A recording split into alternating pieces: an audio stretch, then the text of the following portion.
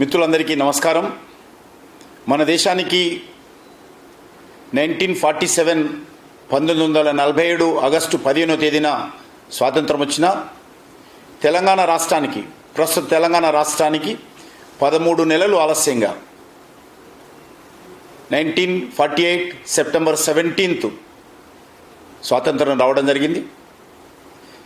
ఈ యొక్క 1947 15th August నుంచి 1948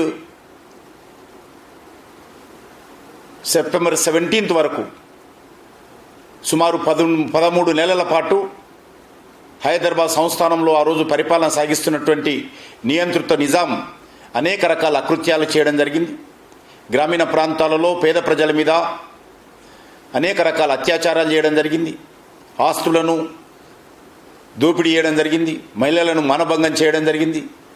ఆ రకంగా అనేక దౌర్జన్యాల తర్వాత అనేక మంది బలిదానమై పోరాటం చేసిన తర్వాత చివరకు నాటి హోంమంత్రి అయినటువంటి సర్దార్ పటేల్ యొక్క చొరవతో పోలీస్ యాక్షన్ ప్రకటించి సెప్టెంబర్ 17th స్వాతంత్రం రావడం జరిగింది.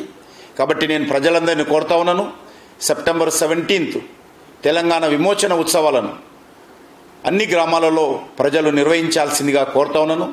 ఏ రకంగా 15th ఆగస్టు కానీ 26 జనవరి కానీ మన యొక్క జాతీయ పండుగలు నిర్వహించుకుంటాము, అదేవిధంగా తెలంగాణ రాష్ట్రంలో ఈ యొక్క సెప్టెంబర్ 17th యొక్క జాతీయ పతాకాలను ఆవిష్కరించి అందరూ పండుగ చేసుకోవాల్సిందిగా నేను ప్రతి ఒక్కరిని కోరుతా ఉన్నాను.